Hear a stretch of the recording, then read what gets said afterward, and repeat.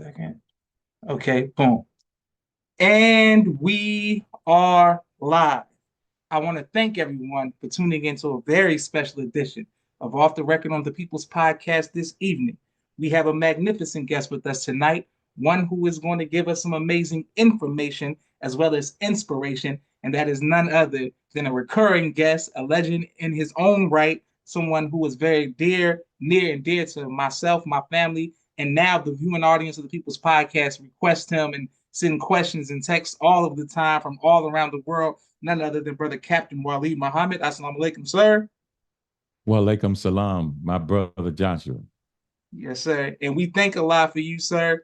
And we thank Allah for your family that you would take time out of your busy schedule to always come give us some amazing words from the scriptures and words from the Honorable Minister Louis Farrakhan as he fulfills the scriptures. So it's always an honor, sir. The honor really, honestly, is mine, brother. I thank you very much for allowing me on your show with your many wonderful and brilliant viewers and subscribers. Thank you, sir. All praises due to Allah. Well, yes, sir. We want to get right into it. The other day, I was driving to work and I had a conversation with you, and you were giving, so many great testimonies and stories that I was taking notes word for word, what I'm saying, while I'm driving. And one of the stories is that we want to get clear from the beginning for everyone who loves the Million Man March. And we want to know behind the scenes stories. How did it come about? Each person has a beautiful testimony. Well, you have a great story about the Honorable Minister Louis Farrakhan and the check and how the Million Man March got started. Can you let us know how that came about, sir? Well, I know that, as you just said so eloquently, mine is just a part of many beautiful accounts and descriptions on how Almighty God, Allah, and His Christ used their servant, who really is the Messiah among us.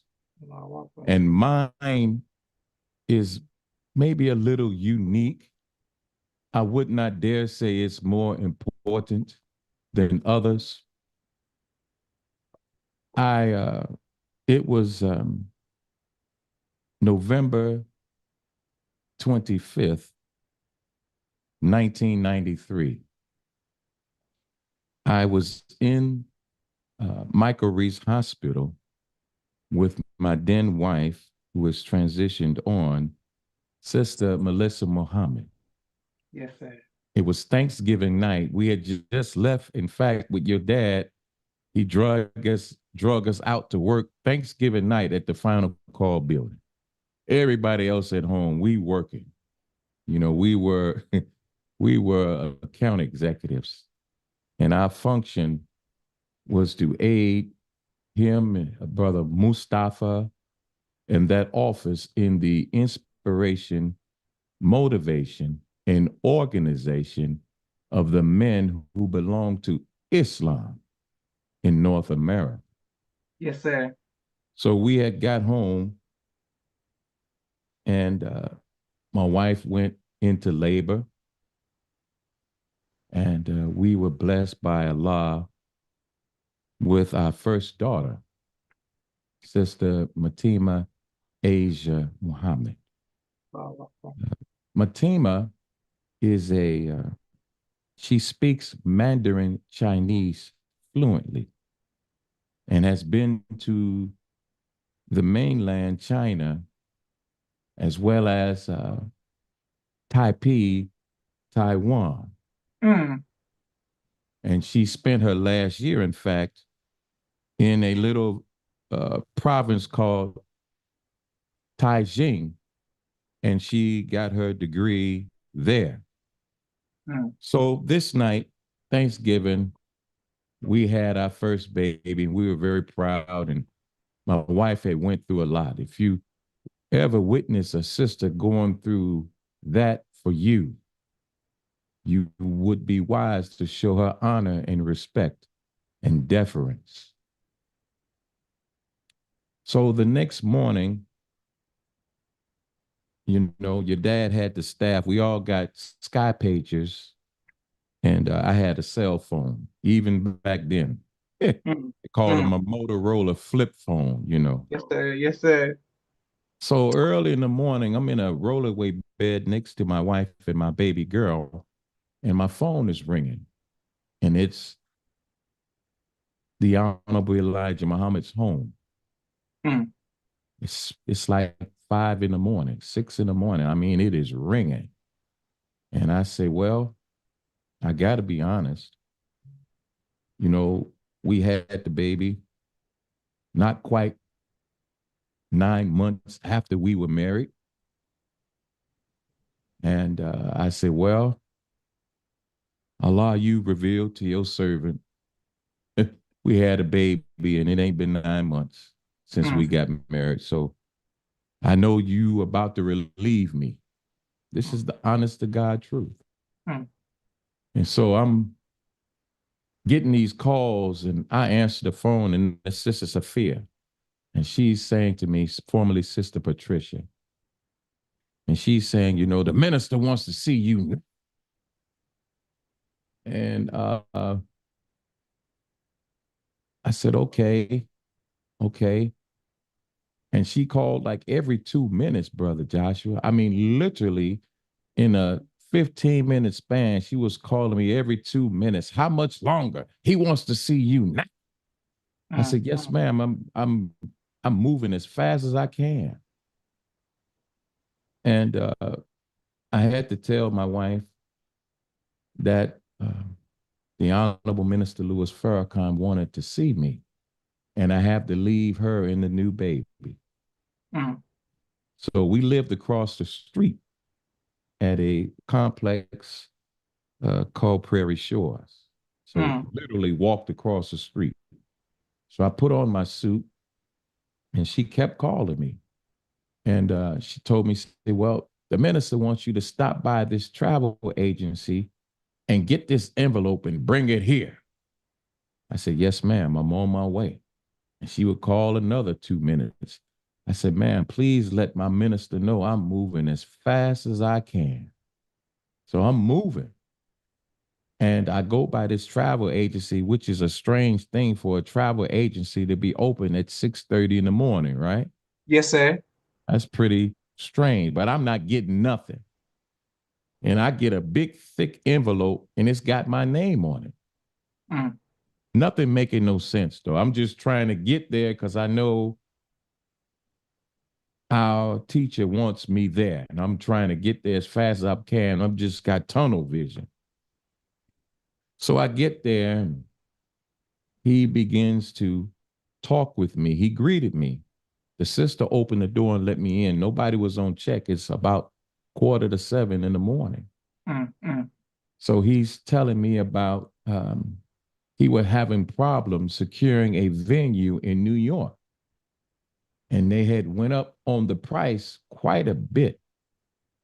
And he said it was so important to him that he did not trust sending what he wanted me to take in the mail. And he said, Wally, would you take this for me and make sure it gets to where it has to go? Now, this is in November of 1993. mm. Okay. So I said, yes, sir, certainly. And then he said, now, when you get there, he said, you tell that Conrad and Dennis, the great Captain Emeritus Dennis Muhammad, and you had him on the show a few weeks ago. He's now known as Conrad Tillard. But at that time, Brother Conrad was the minister of New York City. Yes, sir. And so he told me to tell them that if I want to stay, to put me up in the finest that New York got. Mm, And if I want to eat, he said, tell them to take you to the finest that New York has. He mm. said, tell them it's on me. I said, yes, sir. Okay. Brother Sultan, E10, is outside. So I asked my brother to take me to the airport. And we trying to get there. Now, context, this is in 1993, before 9/11 and all those things that have affected air transportation and air travel. We get to the gate is closed. The airplane, the door, the jetway is closed. And as Allah is my witness, I told the stewardess, the airline person, I said, ma'am, I am on a mission from God. I must get on this plane. Mm. She looked at me, Brother Joshua,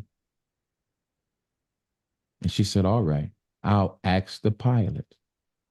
So she got on the radio and she called the pilot. She said, there's a Wali Muhammad here, and he insists that he must get on this plane and that he is on a mission from God.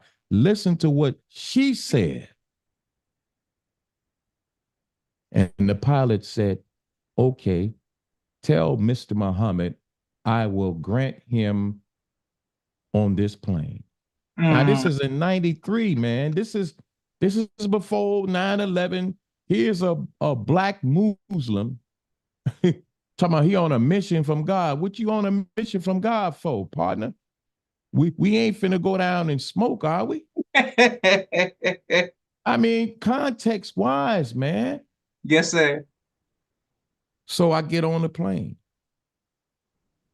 and the plane was full of people, and it had to be 95 to 98% Caucasian, Mm. Mm. and 80 to 85% of them were the deeply religious Jews, Mm.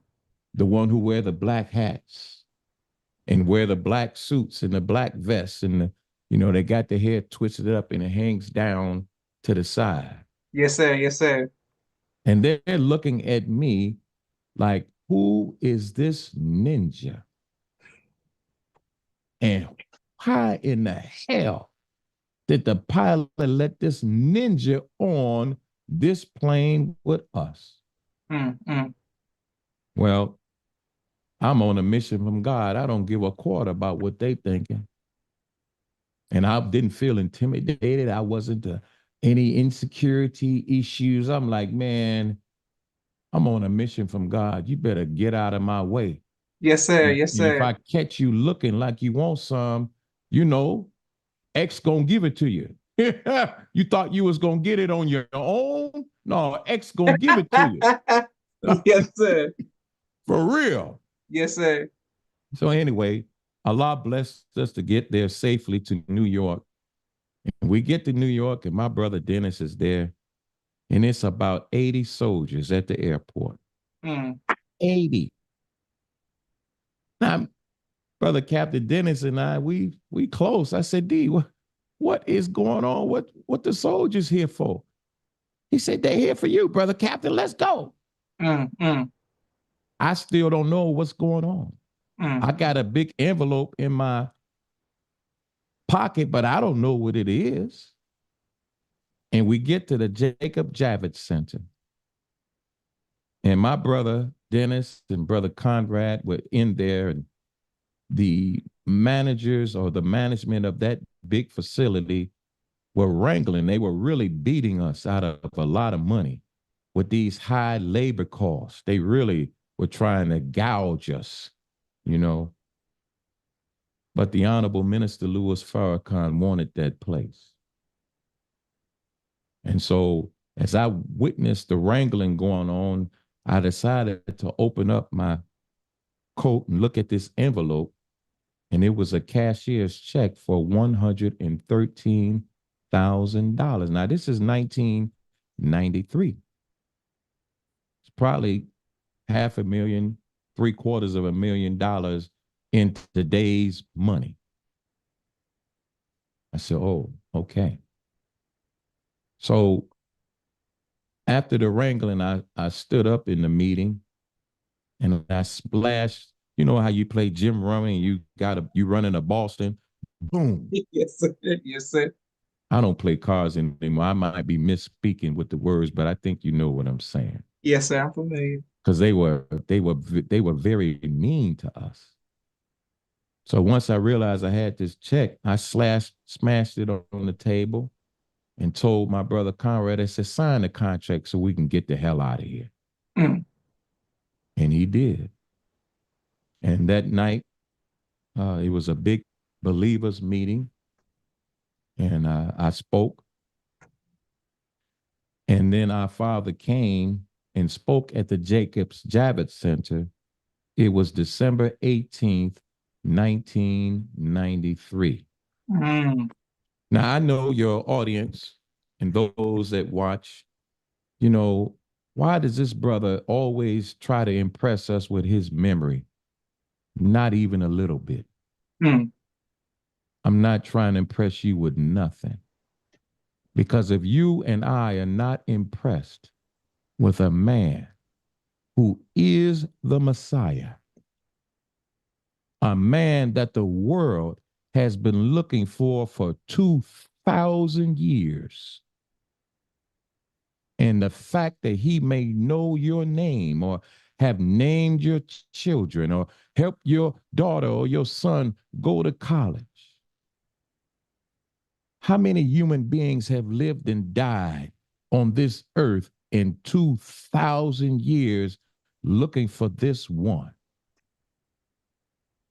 If you're not impressed with him, I'll be damned if I let you think that I'm trying to impress you. Yes, sir. Yes, sir. Oh, yeah, we got to keep it a buck because we should know and be the most fervent witnesses to the majesty of this man and the God and the Christ that back him. Many of us have seen literal miracles, but we won't open our mouth. Mm. Mm. So I'm not trying to impress you with my memory. Allah gave me that out of his mouth. But it's only good if it's used as a testimony to another man. Like I said on your show before, when the sun is present, you can't even see a star. Yes, sir. So the Jacob Javits Center, December 18th, 1993, during that sermon, the Honorable Minister Louis Farrakhan said, and it's a matter of public record, that he would like to come back to New York and have a men's only meeting. Mm. And about 1 month later, almost exactly a month to the date, he came back and Brother Conrad and Captain Dennis and the great FOI of New York and New Jersey and the East Coast filled the 369th Armory there in Harlem. And then it was Allah caused his servant to say that he would like to take 1,000,000 men to Washington, D.C. Mm. So I say humbly that the events leading up to securing the Jacob Javits Center was actually, in my view, the infancy or the beginning of what culminated with almost 2 million men on the mall in Washington, D.C. Yes, sir. Oh, praises due to Allah. Thank you, Brother Captain, and people are bear witness all around the world. Walaikum salam, Sister Miriam, aka Mimi. Thank you, Brother Musa. Walaikum salam, representing out of New York, and he was there for those events. Walaikum salam, Sister Naima. Walaikum salam, Brother Damien. Salute to you. Let's hope, Brother Daniel E. Walaikum salam. Thank you. Let's hope. Brother Mays X, peace and love, family, and people will bear witness. Brother Musa, I knew you was gonna show love because I know you. He has a lot of great stories and bears witness. He says he bear witnesses out of New York City as well. Yes, sir. And to your guests, everyone stay tuned. We're gonna bring Dr. Michael C. Grayson on very shortly as well because we have some great information and inspiration from him. But I wanted to ask you about the Honorable Minister Louis Farrakhan telling you that some of the people around him at a certain time were bringing death upon him, and how and why you implemented prayer at that time during that time period. Well, I don't remember the circumstances, Brother Joshua, that Allah used to make him say those words to me. Because to me, Allah and the Honorable Elijah Muhammad, they tell him what to say. They tell him what to do. They tell him where to go. Yes, sir. Now, some of you may have a problem with that, but you better check yourself, because the book of guidance for the Muslim clearly says that the messenger believes that which has been revealed to him, and so do the believers. That's not everybody. Only the believers believe as he believes. And that's his belief system. And if you go back and look at the letter that he wrote to the nation, friends and family and supporters, for Savior's Day 2024, he talked about a separation taking place where we are now in full throes of that. Well, the Honorable Minister Louis Farrakhan was, I think we were standing near the home of the Honorable Elijah Muhammad, maybe outside, and he was telling me about the brothers around him. And he said, Jack, I said, yes, sir. He said, I don't even want them around me if they're not praying, because they will draw death. Now, you think about that and couple that statement of revelation from him with what's in the Holy Quran about prayer being the greatest force. See, greatest implies that there are a whole lot of forces that are great, but prayer is the greatest force. So if you're not praying, then there are other forces that are present, like death. Death is a force. Yes, sir. Yes, sir. It don't just mean somebody coming and collapse and they gone. It could mean some plan of the wicked that we're not protected against, because the force of prayer is not with us. In fact, many of us, Brother Joshua, we really, when we come to the mosque, we really DOA, brother. We dead on arrival because we're not praying. You cannot sustain faith in this world at this time and not pray. So he said, I don't even want them around me. So when he said that, I didn't condemn my brothers. I said, listen, when we on these details, we going to go in this garage and we going to offer prayer to Allah. I don't care what their state was. In fact, believe it or not, some members of the E-team had told me they had stopped praying. Can you imagine that?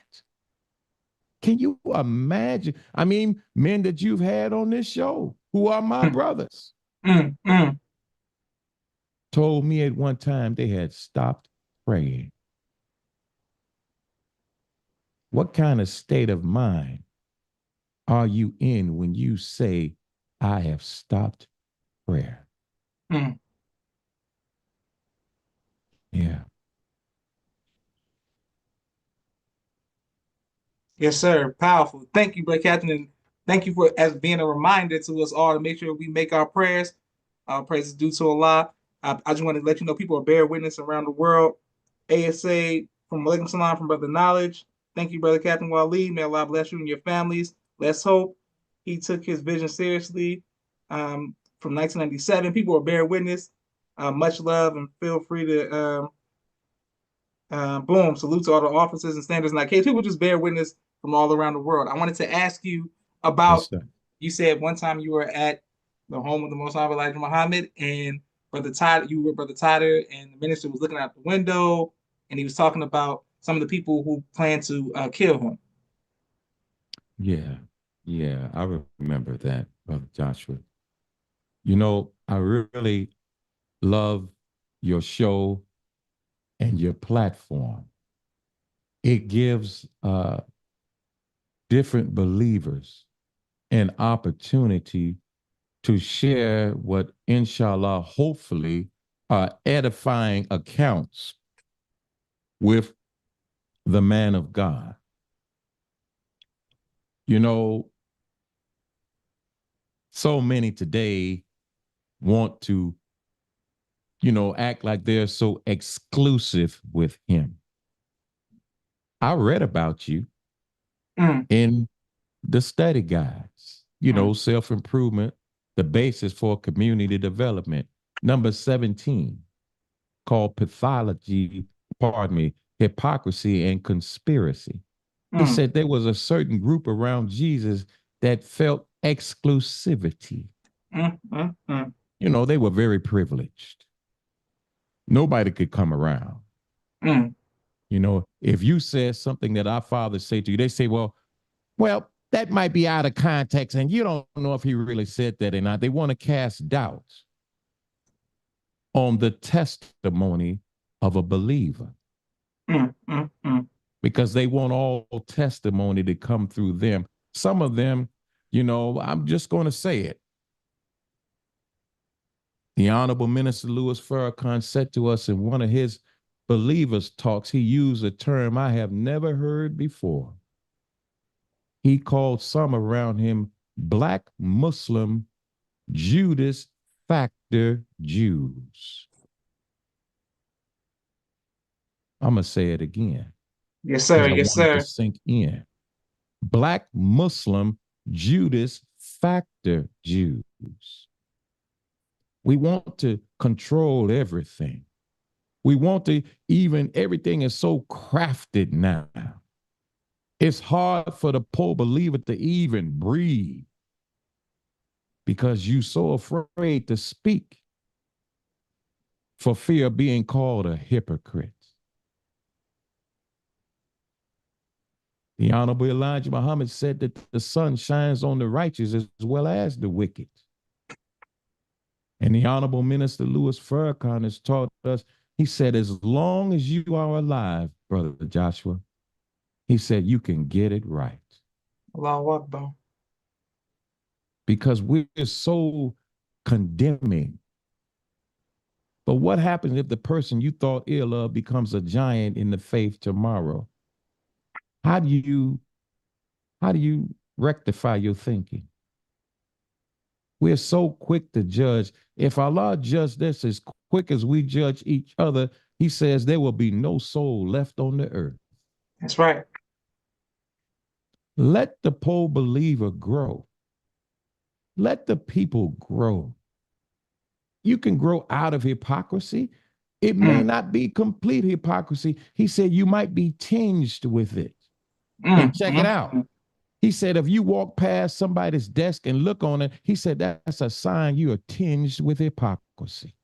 mm, Now, mm. you never thought being nosy was being tinged with hypocrisy. Hello. See, we don't even know how to judge. In fact, I heard him say, who in the hell said you even know how to think? Mm. We're so crazy. And we don't allow people to express their gifts and talent without us trying to harness it or use it for our advantage or gain. This is the nation of Islam. We got every skill and endeavor right in the ranks. Some in the ranks, some don't come to a building. But if you look at Closing the Gap on page 219, yeah, we know there's some that don't come out. But does that mean they're bad? Mm. Stop it. Stop it. We got to grow up. But Allah got something coming from the mouth of his servant. It's coming. No, it's here. Mm. It's here now. Yeah, so the Honorable Minister Louis Farrakhan, Brother Joshua, was in the home of the Honorable Elijah Muhammad, the palace, and the great Tada Muhammad, my Yes, sir. brother, Yes, sir. was there, just us three. And the Honorable Minister Louis Farrakhan was just looking out the window. You know, the one over the back door, Yes, Brother sir. Joshua, Yes, sir. the one that's ceiling to floor, I think. And he said, you know, it's getting to be that I can't even go outside for some of my father's crazy followers may want to try to hurt me. Now, Master Fard Muhammad is my witness. When he said that, in my mind, I said, but we will kill all of them. Allahu Akbar. I want to say this again to my brother soldiers and sister soldiers. I want you to listen to another soldier talking.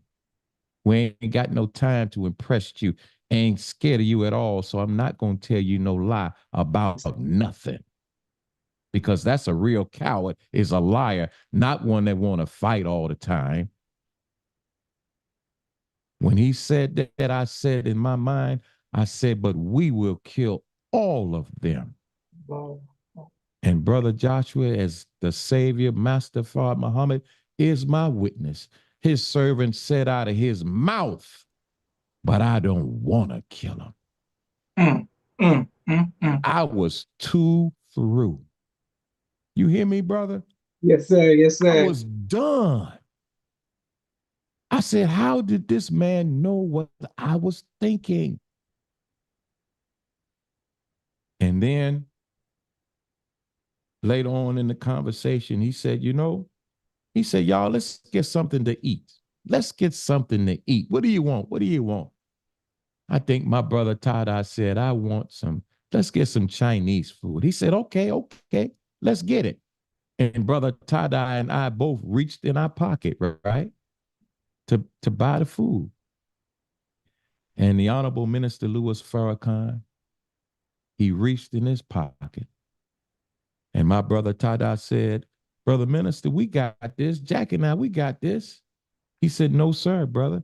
He said, Brother Minister, we got this.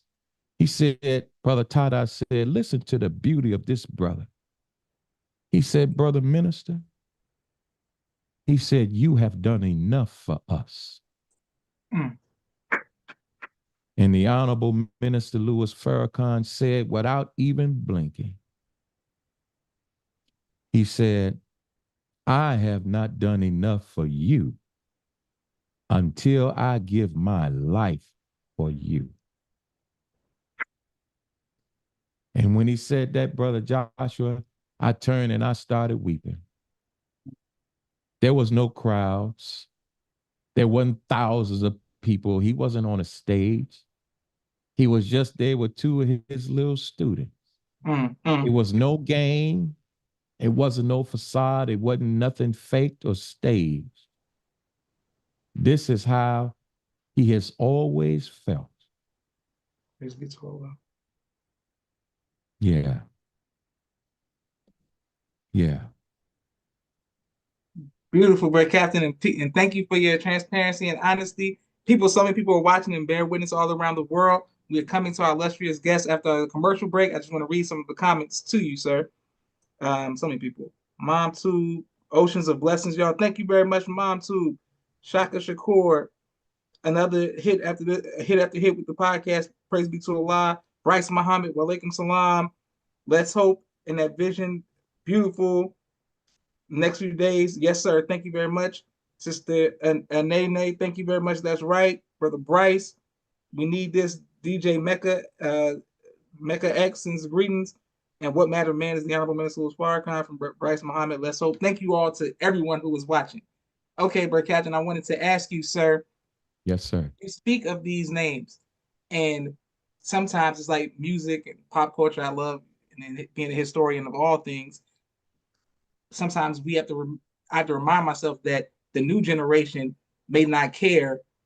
Before we was getting ready for this, I was listening to the Chicago Bulls entrance on music. It's like my theme music, and I'm listening to it, and he's like, I know exactly Ron, what you're talking about. yes, sir. And he's like Ron With the Harper, music. and he's Luke Doom, Longley, doom, doom, and he's, doom, doom, doom, doom. I know yes, exactly sir. what you're talking about. Yes, sir. And when you say these names, now my nephew, he doesn't know who Scottie Pippen is, but Scottie Pippen Jr. is now the backup point guard on the Memphis Grizzlies. So he'll know his son more than he knows Scottie Pippen. And when you say these names and you said Brother Totter, I said, man, some of the people watching may not know Brother Totter, but they'll know Totter Jr. Can you help us to understand who these account executives were and are and their role and function to the nation? Okay.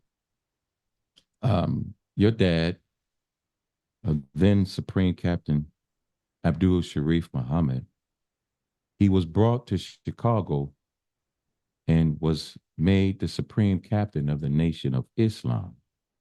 He was installed the 27th of May, 1991. I'm so happy that you always keep the young people in mind Yes, sir. because this history is not appreciated, but we wouldn't be where we are without this history. You know, we take for granted going into Mosque Maryam, and we may come from all over the country and we may take pictures on the rostrum, but there was a time when there was no Mosque Maryam. There was a time when there was no final call administration building. Mm. There was a time when there was no meeting place at all. And we moved from place to place.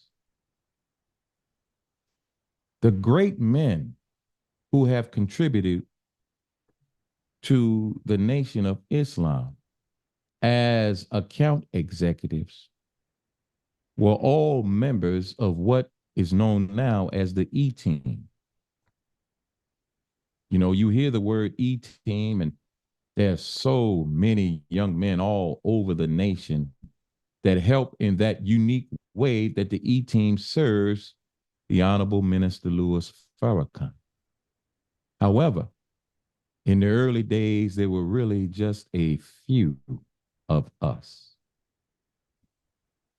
When Student Supreme Captain Sharif came to Chicago, Brother Ernest Muhammad was his administrative assistant. Mm. Brother Sharif and I had been friends for years, close.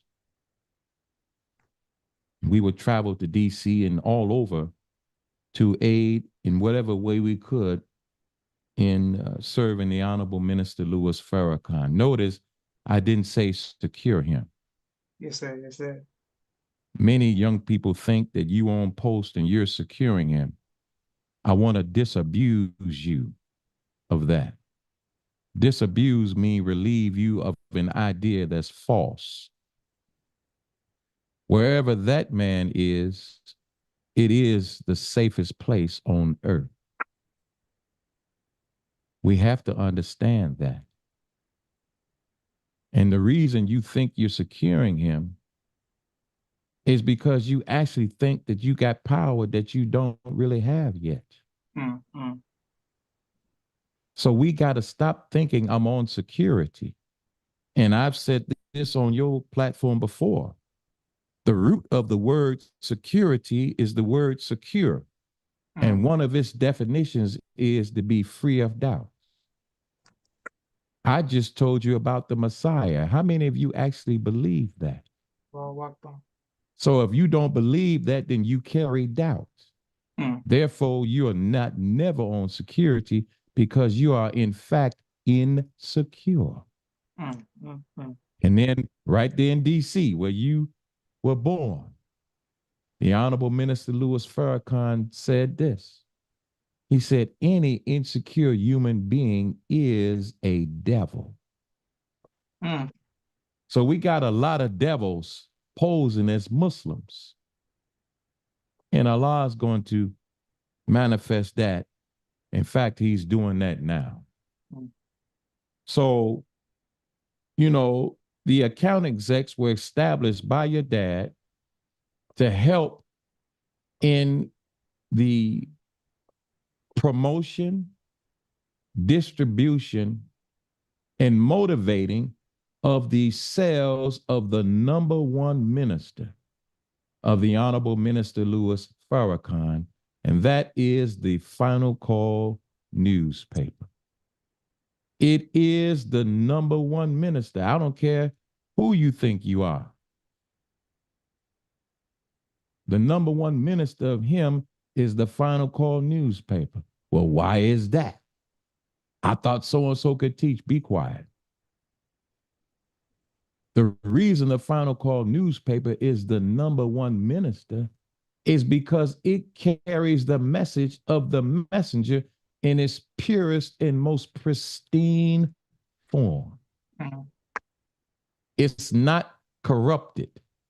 It's not adulterated. It's not mixed with, altered, or tampered with in any form. It is the message pure. And that's why it's the number one minister.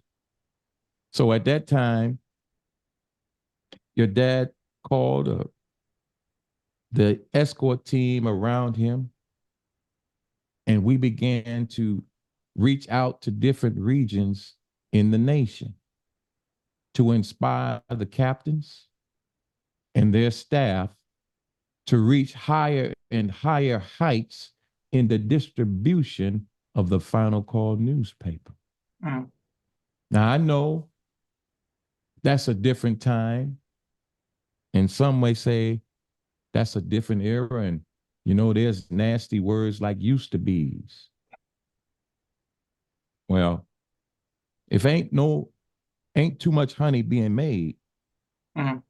you might want to consult what a used to be who clearly knows how to make honey, may not be politically where he can make honey, but damn sure still knows how to make it. Mm. Mm. We have to break up this contempt between the old and the new. The Honorable Minister Louis Farrakhan said, Brother Joshua, he said, God is fresh in every generation. Yes, sir. So what is old? Mm. There's nobody older than God himself. I ain't never heard nobody call him old. How is that? Mm. How is it that we relegate one another to these nasty uh, uh, areas of inactivity and non-use? How can old men be for counsel and young men for war, but you never get counsel? Mm. In fact, you better not talk to none of them quote unquote old heads. Mm. They might help you see a little better. Mm. Mm. So the account execs, you had Brother Tada. Tada was so cold, he had two regions. Okay, Retta. Oh, yeah, he did. Tada had the central region and the eastern region. Okay, Now, okay. why is this important? Because under the account execs, at one point, we were reaching 500,000 sales of the Final Call newspaper. Now, this is no attack at all on anyone serving in that way. And I have had conversations with some of the great Captain Emerituses, and I had to tell my brothers, I said, listen, none of us were really doing anything. If you think you are, you need to stop thinking that. Mm. Man, why? I say, because we were riding on the work, the labor, the inspiration of one man. And how do you know that's true? The minute he stopped traveling, that Final Call went down. Mm. Those are just facts, as young people say, facts. Yes, sir. Yes, sir. So we can't take credit for that which we really didn't do. It was his work, his tours. One day, Josh, I would love to hear some people come on and talk about all the tours that this man has done, not just world tours, but tours across America. Yes, sir. Did you know that there was a tour called Politics Without Economics is Symbol Without Substance? No, sir. Never heard of it, have you? No, sir. I mean, think about the politicians today. If you hit them with that title, they would shrivel up Yes, sir. Yes, sir. because they're fronting. There is no politics without economics.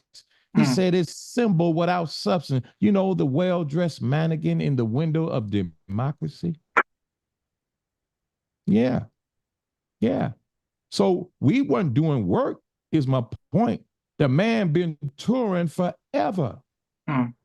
Can you imagine, Josh, in a 6-month time, traveling 300,000 miles? Mm. Mm. I didn't say 3,000. Mm. I didn't say 30. I didn't even say 100,000. 300,000 miles in a 6-month time span. This is the labor and the work of the Honorable Minister Louis Farrakhan. Oh, And I just wish that we would get more into the history of his work, because we'll develop a greater appreciation and love for this noble being who is still among us. You get a cut-off view of him from a few days ago. It's not even a fair depiction of his labor to save our lives. So, Brother Tada in the East and the Central, Brother Sultan in the Southwest, Brother Hamza in the Mid-Atlantic, and Brother Okay. Abdul Sadiq Muhammad in the Southern. That's how it Okay. started. Mm. And I had the West Coast. Okay. Forgot to Okay. mention that part.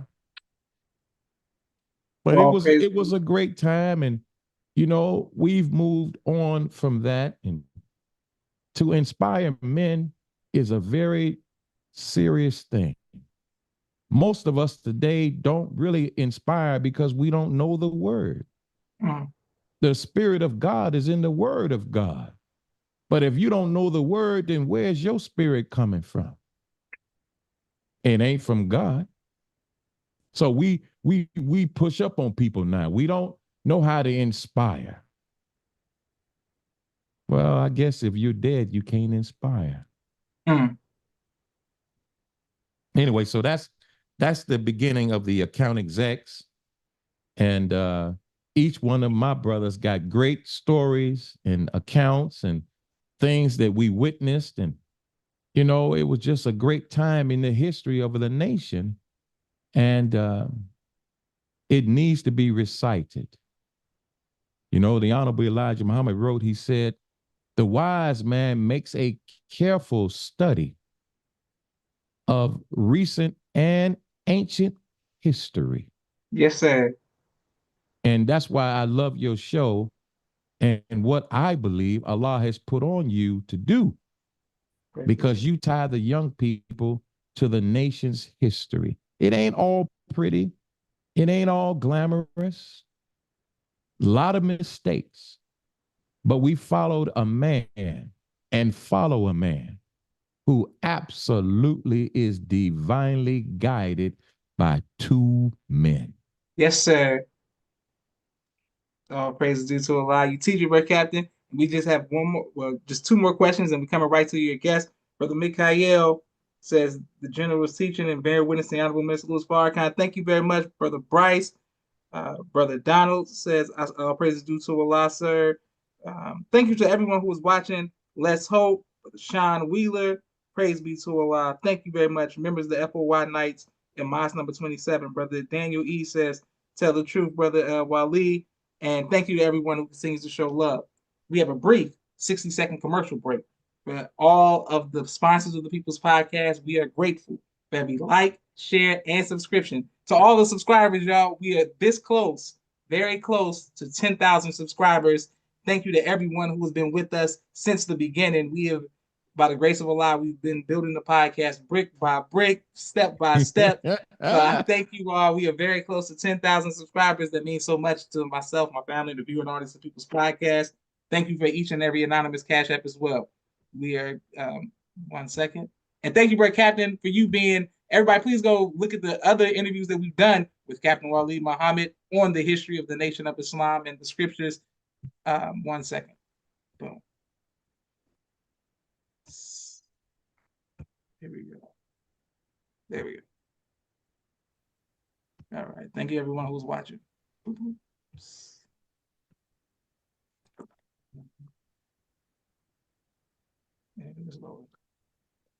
Thank you, Brother Lee, as well. I see your comments, and please let us know what city and state you all are watching from. And we are live with the People's Podcast. Street Premiere Media Production. He has a 4K camera and a drone. He does television and film editing. Please reach out if you need any of that. Sister Naima, Stay On Point Dance Academy. She teaches ballet virtually to young girls all across the country. Sister Miriam, ABC I Love Me children's book and coloring book. My father's book, A Soldier in the Movement of Christ. My two books, Cleopatra, which is a children's book, and No Father, No Excuse, both of which are available on Amazon.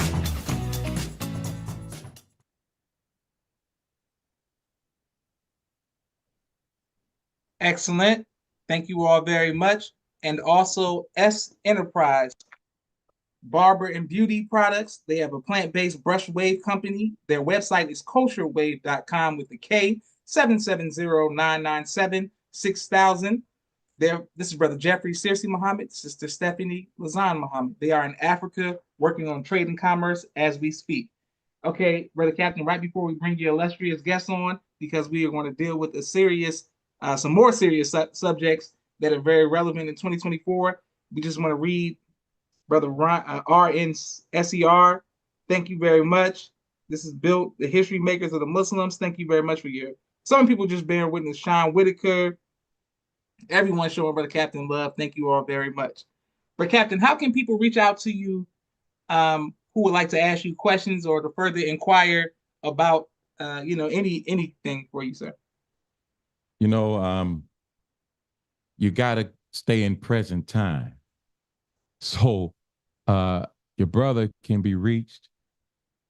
I got like about 50 email addresses, but I give one that's easy. Yes, sir. A Respect for Life, all one word, lowercase, A Respect for Life at gmail.com. A Respect for Life at gmail.com. Oh, my guest, he's got to leave. He said he's got another meeting at 7:30. Okay, yes, sir. Well, we want to bring him. Can he wait? Can we bring him on right now, or is that he got to leave right now? He said I have another meeting at 7:30. He said we will have 30 minutes. Okay. Well, yes, sir. Let me let him know. Did he log in already? Yes, sir. He waiting on him, so okay. we'll bring him right on. Yes, sir. Josh, if I could say something about this man, Dr. Michael C. Grayson, he really is one of the world's leading experts on credit and debt management. Mm-hmm. This brother here, he's a very humble man, so I'm going to say it because he won't say it. I have learned so much about credit and debt from him.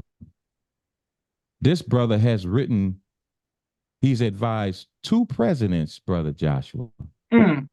He served as chairman of subcommittees on business. He's wrote 2 papers, one for President George W. Bush and one for President Barack Obama. He is recognized as one of the great credit experts on earth. In fact, a great wealth magazine recognized him as the #1 expert on credit. This brother has taught me that the problem of Black people is not money. It is debt. and understanding credit. And so I asked you if you would bring him on. I know he's tied up with a lot of things, but Dr. Michael C. Grayson is somebody that I believe in humility that we need to hear from because we got problems in our nation personally. And I'll say this, if we listen to God, the Honorable Elijah Muhammad, he said that Master Fard Muhammad gave us a prayer that we should say 7 times a day. Yes, sir. And he said in that prayer line, he says, I seek thy refuge from being overpowered by debt and the oppression of men. And his ministers taught us that the conjunction and ties two things together. So being overpowered by debt goes right in hand with being oppressed by men. So if we're saying that prayer, we asking God for refuge from debt. I think it's a very important subject, and I couldn't think of a better platform, Brother Joshua, to introduce this brother to our community. And I just thank you, Brother Joshua, so much. Dr. Grayson, I think there you are, my brother. How are you? Excellent, excellent. I was just sitting here enjoying myself, saying, "Man, I got to come on after this brother, brother Wali. You too much, man. Come on now. Well, You you making it hard on the brother." no, brother. I don't think there's no one that is your equal in your field. Mm. I'm just somebody that, God has put us together. And I wanted to have you come on so we can talk about a few things, time permitting. But I think also that young people need to understand the tricks and traps of our tormentors and how he traps us with credit. Some of us are paying interest rates through the roof. But Dr. Grayson, I digress, brother. Thank you for joining us on the People's Podcast with my brother and friend Joshua Muhammad. All right, gentlemen. You said something a few minutes ago, brother Wali. You were got very deep with the word insecurity. You know, insecurity. You equated it with doubt. And essentially, that is one of the most powerful tools that the enemy has. The enemy is not trying to get you to buy a book on satanic worship. He's not trying to get you to dress up in red suits or, excuse me, worship him. All he has to do is create sufficient doubt so that you walk away from the path. And Mm. that's all he's doing. So we're about to launch a boot camp series that's going to shut it down finally. And it's the first of its type. We're going to deal with two powerful weapons that the enemy uses. So, one of the enemy's most powerful tools is foreclosure. Now, we know, and our clients know, that in America, it is impossible to lose your house to foreclosure if you know the law. So the enemy uses your lack of understanding to destroy you. Because after all, I mean, everybody's talking about prosperity and how good God is. How is God good? And I'm in foreclosure. Mm. So now you start doubting the words of the minister. Maybe the minister read something wrong. Maybe the Quran ain't really a guideline. It's just more of a, just a book. The Bible ain't really real because I'm in foreclosure. God don't love me. Maybe I'm doing something wrong. The only thing you're doing wrong is not understanding the system that you live in. And so Mm. we're going to break that down. So what I'm telling you is it's impossible. If you still have the keys to your house, please, and you have any problems, if you anticipate a problem, you need to be in this podcast that Brother Wali is hosting. We're going to outline the exact strategy to save your house that we've used 25 years successfully and have never lost a house. So I don't care how many attorneys you've been to, how many people you've talked to. If anybody differs from this track, then that will become a problem. So we're going to give you the recipe. So whoever's helping you can say, hey, look, have you done this? Did you do that? Did you do this? Because if you follow these steps, it is impossible to lose your house in America. Let me prove that to you real quick. If you go to one website, I hope you guys are taking notes. Nationalmortgagesettlement.com. Nationalmortgagesettlement.com. All attorney generals in this country, all 50 of them, sued the mortgage industry for fraud, including foreclosure fraud. Do you know how hard it is to get 50 attorney generals to come together and say, this is a problem? Do you know how big of a problem it has to be? Foreclosure fraud. Now, this is what you're missing. They know that you're behind on your payments. They are still saying the fraud is on their side. It is not on your side.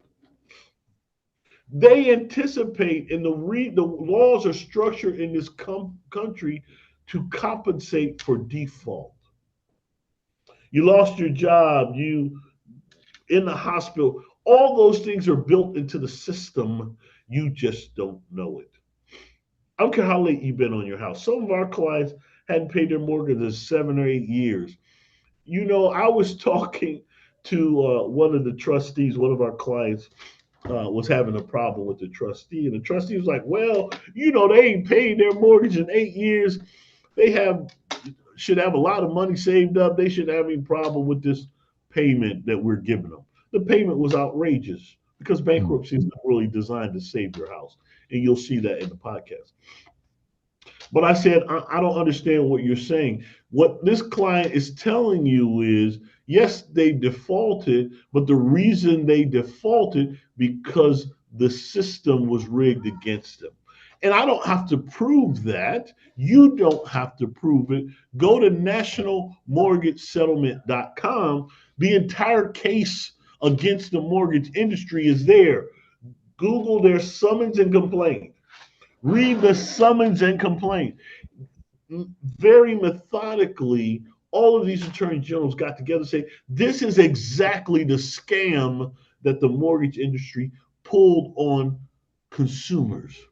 Because they had loan origination malfeasance and all these other issues, it is impossible for them to foreclose legally. Now, you can do anything illegally. It's America. Of course, there's always criminals. But legally, they said it is impossible. And the fact that they're foreclosing on so many people, it is inherent that there's a problem in the system. But the government can't make you understand the system. The Bible told you that you perish not for lack of money or not enough jobs. They said for lack of knowledge. That's right. So the government is doing their job. Go to that website. I don't have to re-argue that the mortgage industries are crooks and the foreclosures are illegal and unsustainable in America. All you got to do is pull out this document. The government's already proven their case. All you got to do is erase the other people's name off, put your name on, and file it. It's already won across the entirety of the country. That's how simple this can be. You turn that document that's easily available into a template. But you'll learn how to do that in our workshop. The other thing that we want Hey, Doc, hold on a second, would you please? Hey, Joshua, brother Joshua. Yes, sir. You know why I asked you to bring Dr. Grayson on? Because your platform is trusted. Your platform is fact-based information. It's history. Yes, sir. And even among us, debt is a subject that's taboo. That's right. And a lot of us will listen to these old no-good demons like Dave Ramsey and these other people who just want to give you horrible advice. I saw something on Essence where Jay-Z got a foundation run by his mom, and they were going on the HBCUs teaching financial literacy. Ouch. What is he going to be teaching us? Mm.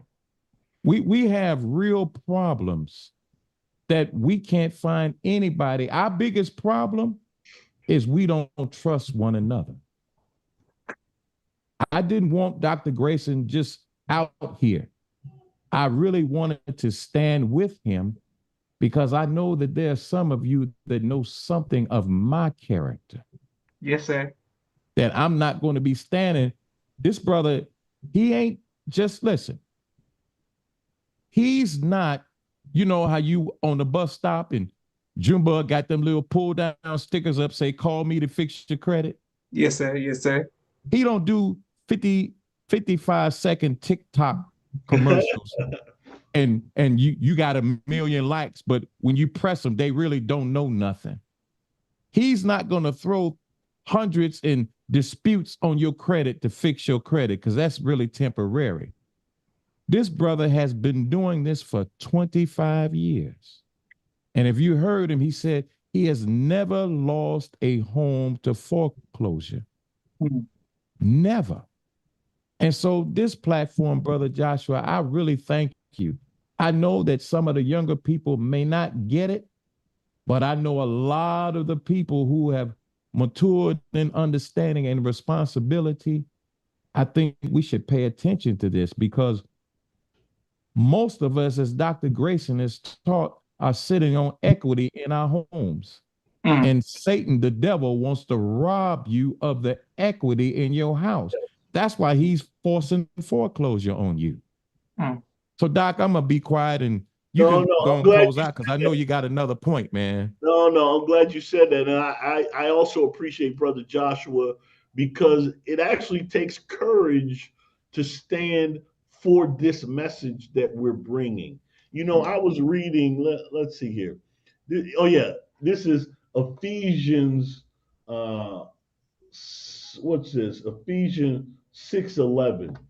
Okay. For we are not fighting against flesh and blood enemies, but against evil rulers and authorities of the unseen world, against mighty powers in this dark world.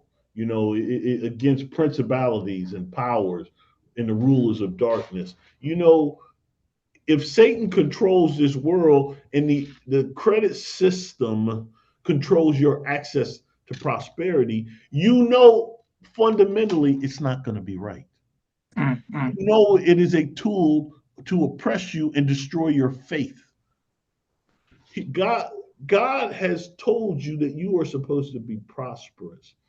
And you know, I've been in court with Equifax for 6 years. They have a total of 16 attorneys against me personally. I have no attorneys. And people always say, how did you survive for 6 years? You know, we're supposed to go to trial finally in May. But they've been fighting you for six. How do you do it? You know, where do you get the intestinal fortitude to stay in the fight? Why didn't you just settle with them and walk away? And I told them I can't. And Mm. listen, I'm not mad at Equifax just because they're evil and they're a criminal Yeah. enterprise. I'm not mad at them. I Mm. want Mm. to remind you folks that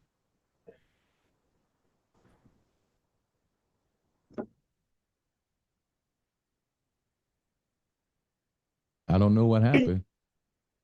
Yes, sir. Well, you are, you cross the desert, here's the milk and honey ever from the trees. He could have did our walk. And I'm sending this out to the young people, to your listening audience. You live in a world, if you live in America, you live in a world where it's really hard for us to show courage in the face of Mm. great Mm. evil. It's difficult. Do you know? I was reading about I'm sorry, North Korea, and they were saying that Christians there, you can still get killed for being a Christian. Mm. Do you know that is courage? Mm. If you're in North Korea and you saying I'm a Christian, you still meeting and praising God when you know that if the government find out, they're gonna kill you. Mm. That is courage. we have very few opportunities to face that kind of great evil. And that's why it's hard for you to understand that simply shutting down foreclosures. Do you know how much of a blessing you could be to people if you just, let's say you're too young, you don't even have a house yet. mm, Just mastering the technology to shut down foreclosure, do you know how much of a blessing you could be? I would really like, some of you to approach Brother Joshua or Brother Wali and say, listen, I would like to shut down all foreclosures in the nation. If what Dr. Grayson is saying is true, then we can shut it down for every single member of the nation. I challenge you to do that. I challenge anybody.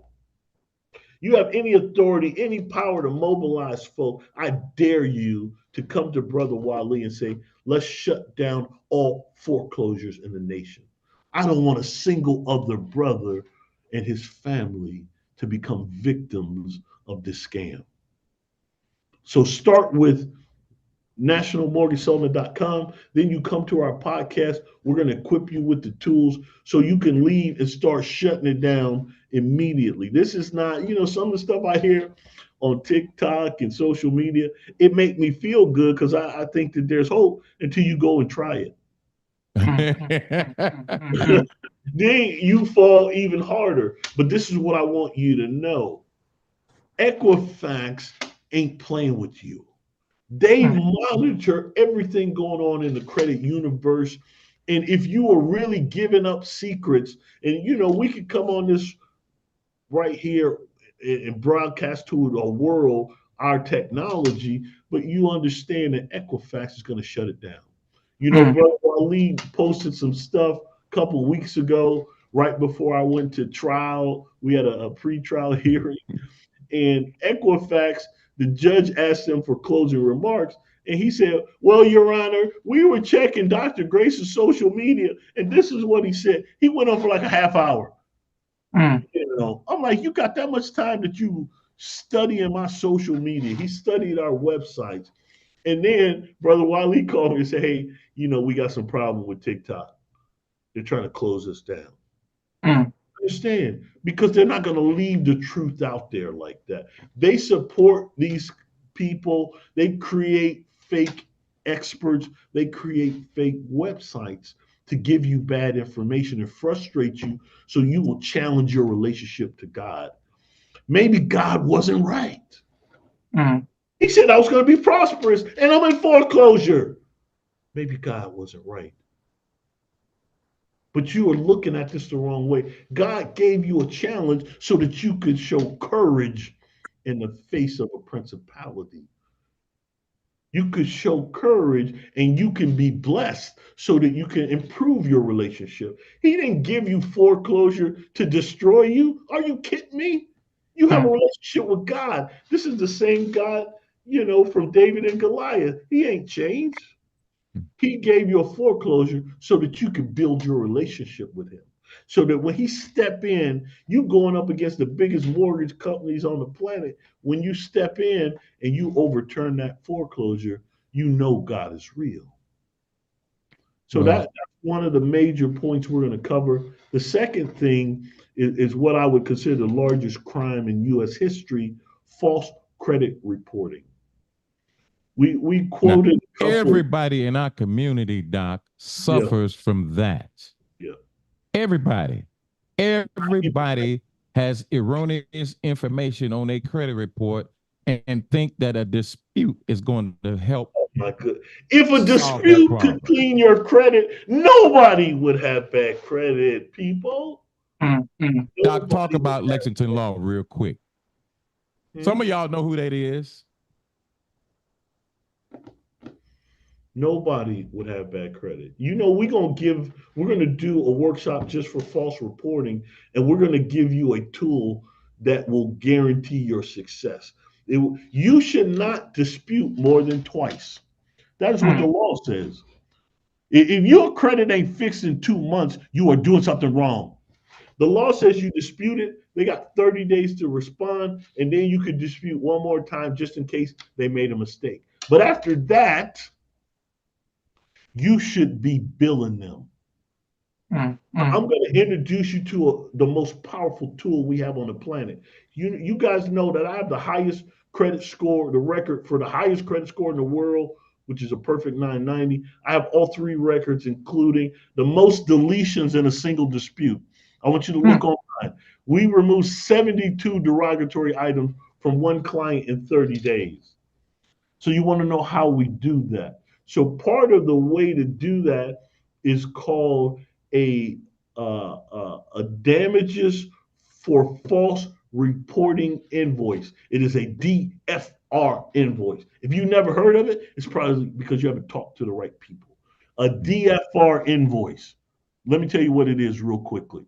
A DFR invoice. So the law says, and I want you to read it for yourself, the Fair Credit Reporting Act says for every single violation of the law, the credit bureaus owe you damages, actual damages, punitive damages, and fees. So this is the problem, though. You keep disputing for years and get no results. Let me tell you what I do. I dispute 2 times, then I send the credit bureau a bill. So the reason you keep disputing is because you're not sending them an invoice. Look at this. Look at this. So I have a credit card. I'm paying 32% interest. I should be paying zero. So the difference is damages. I applied for a loan to save my business. I was turned down because of your false reporting. That is damages. You lost a $50,000 loan for me. In fact, I have applied for 5 of them. That's $250,000 in damages. So you should be recording this on a monthly basis. Every single, if you rented an apartment and you were turned down, that is damages. If your apartment complex said you need 3 security deposits, damages. So every month, instead of sending them the same disputes, send them an invoice. And we're going to show you how to do that. And I'm going to tell you how scary this gets. And don't be mad at me.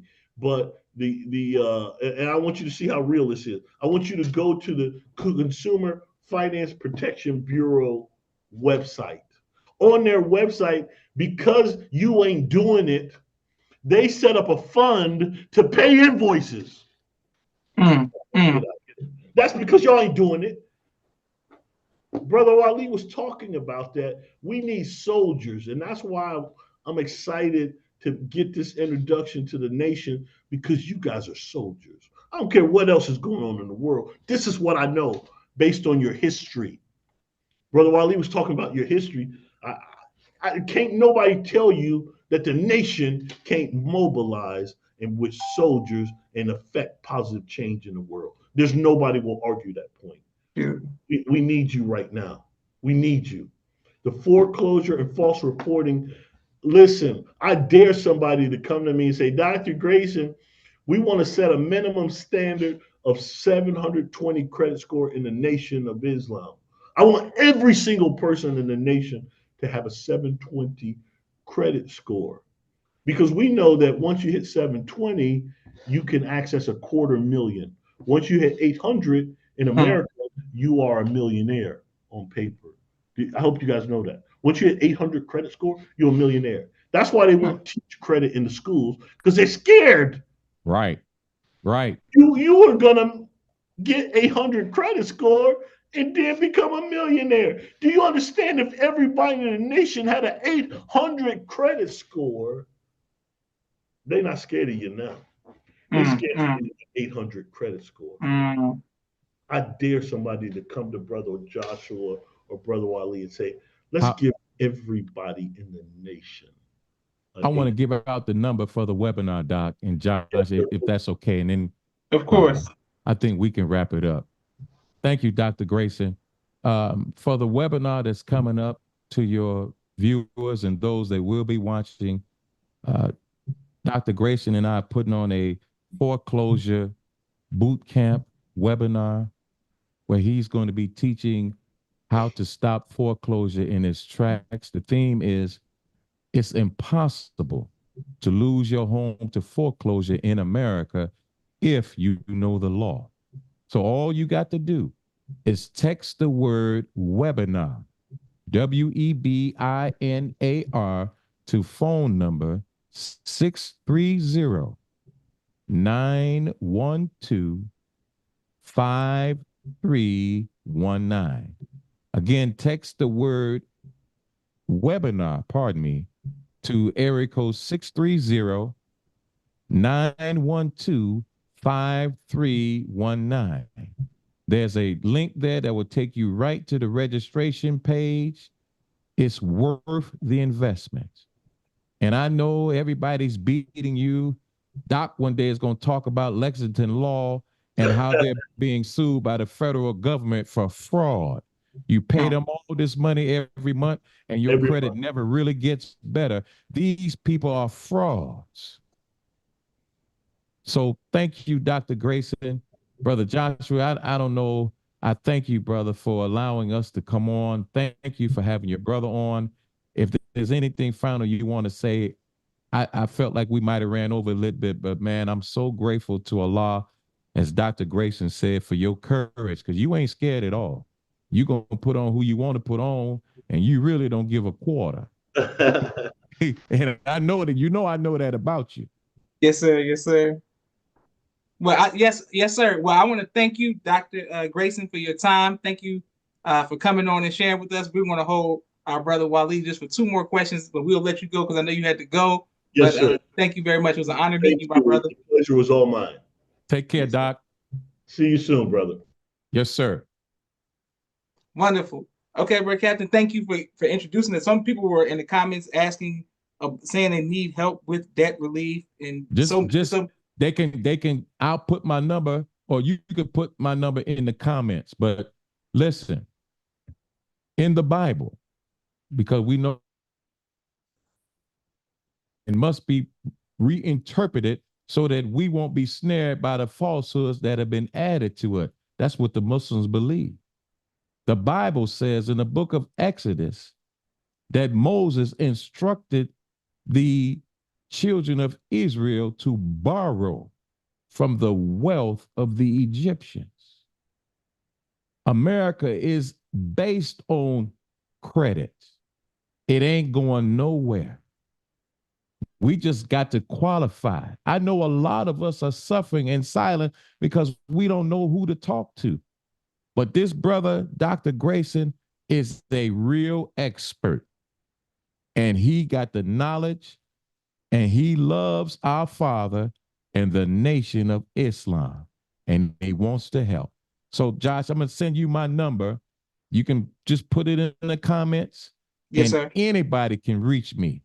I'm anxious to be of service in this new way.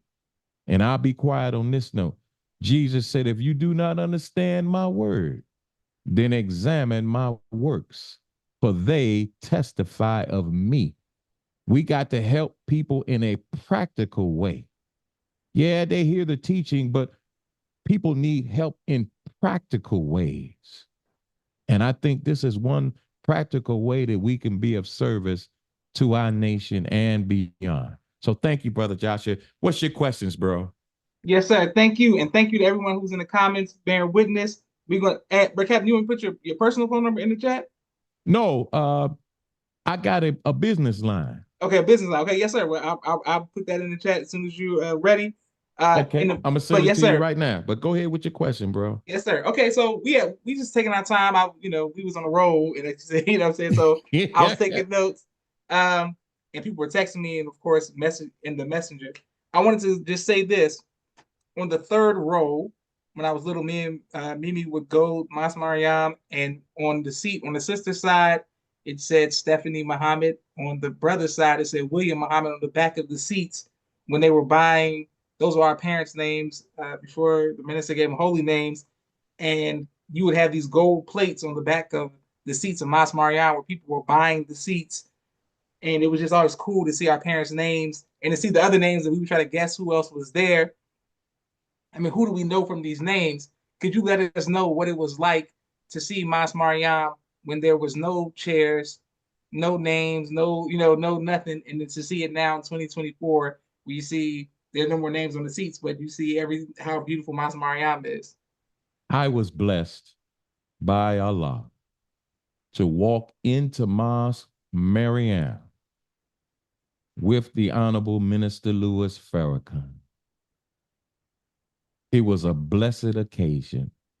It was around July 4th, 1988. Now, I know some of y'all don't even know you like 88, and you must be old. Really? Really? I just told you X gonna give it to you. How old is that? What, you thought you was gonna get it on your own? Hey, our father called that man a prophet. Yes, I'm sir. with him. Yes, sir. Yes, sir.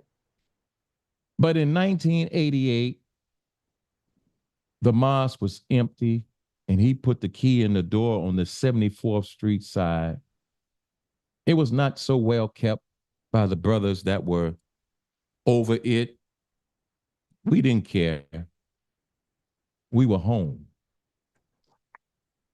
The Honorable Elijah Muhammad, who is God, that's what I believe. Mm.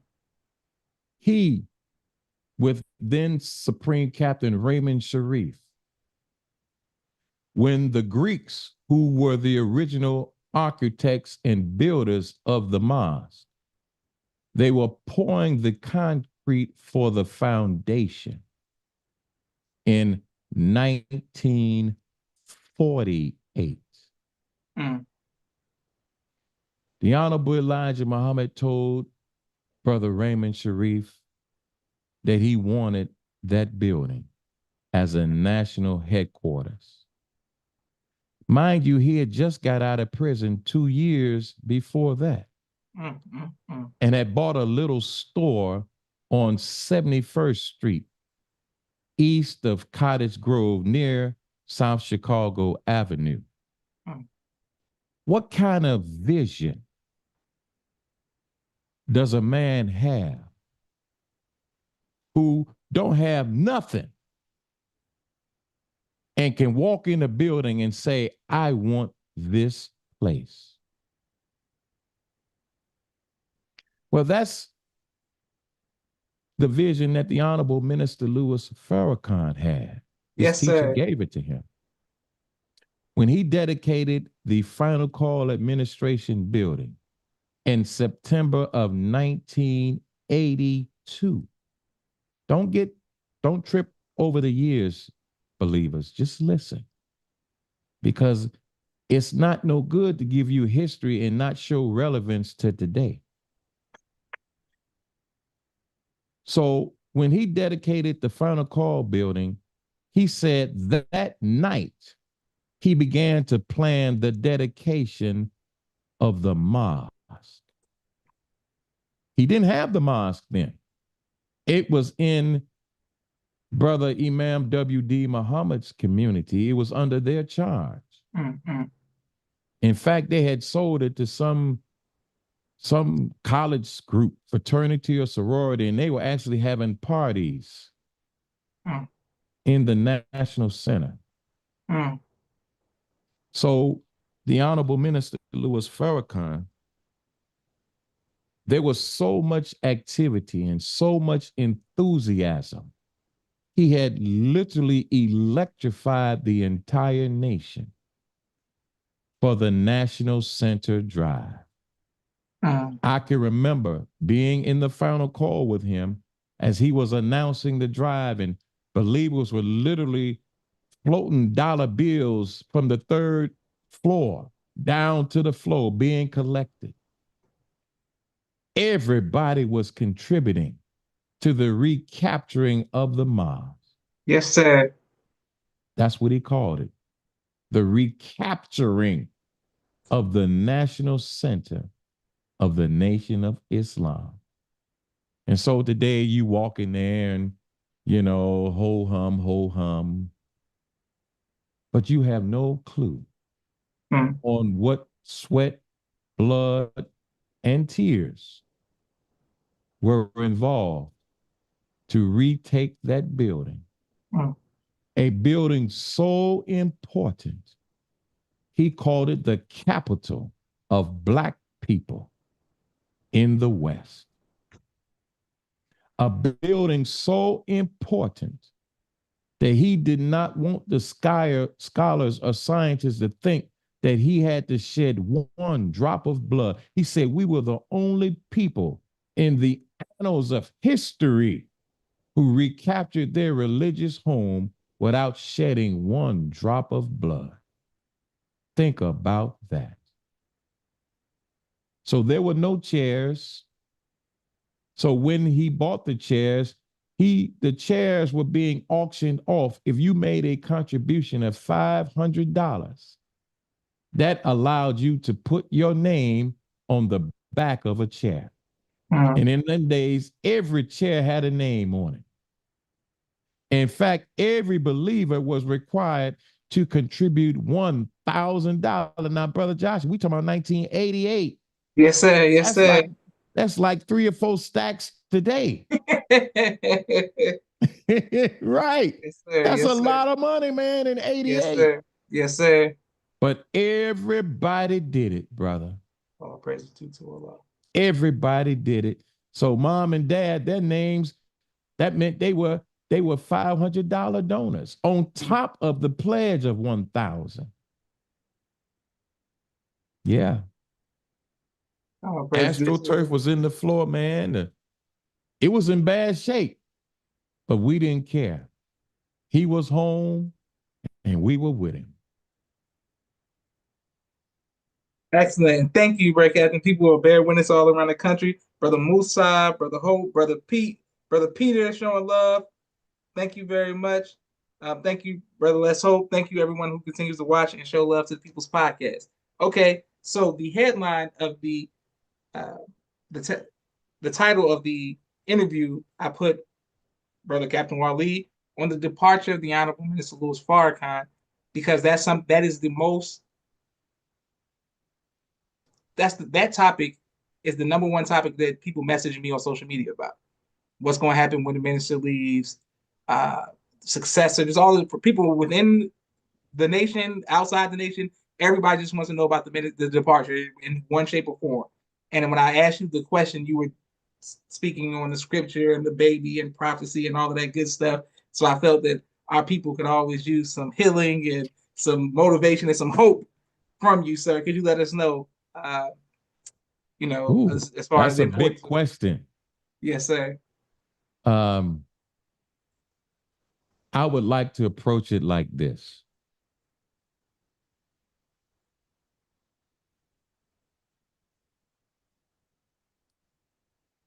The Honorable Minister Louis Farrakhan had a believers meeting one day. He was teaching us, and I don't like to say lifted up. I think that's such a cheap word for a man that the people of earth have been looking for 2,000 years. I don't like using cheap language when it comes to such noble being. Yes, sir. The Honorable Minister Louis Farrakhan could never share anything with me. Every word that comes out or from his mouth, he's teaching me. Shares, like we equals. And I broke off some bean pie. I'm gonna share some bean pie with you. We not equals. Yes, sir. Yes, sir. His father told him to take the crescent away from the star when he designed an FOI uniform, because he didn't have no equal. He said the crescent represents the moon, which represents equality. He said, brother, you don't have any equals. So if he doesn't have an equal, then how in the hell is he sharing something with you? Yes, sir. Yes, sir.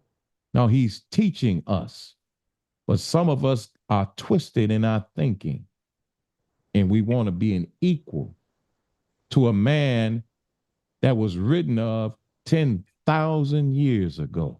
mm, mm, mm. How you going to be equal to a man that when he goes again to the wheel, he's going to get the wisdom that will last for 10,000 years? How the hell are you equal with him? He ain't sharing nothing with us. Every word he's teaching.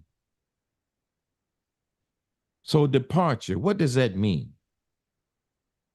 Well, it can only mean whatever you believe. The Honorable Minister Louis Farrakhan was teaching me one day. He said, brother, some of you are going to see me ascend in the clouds of heaven. Allahu Akbar. I believe that. Mm, I don't know what somebody else believes. It's not important to me. I have to protect my faith. I want to pattern my life after him.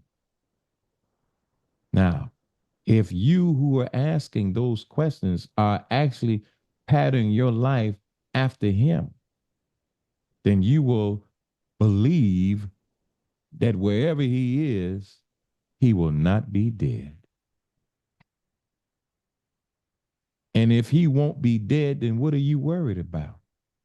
mm, mm, See, if you were really working in the way of the resurrection of the dead, then that's what you'll be doing as he departs.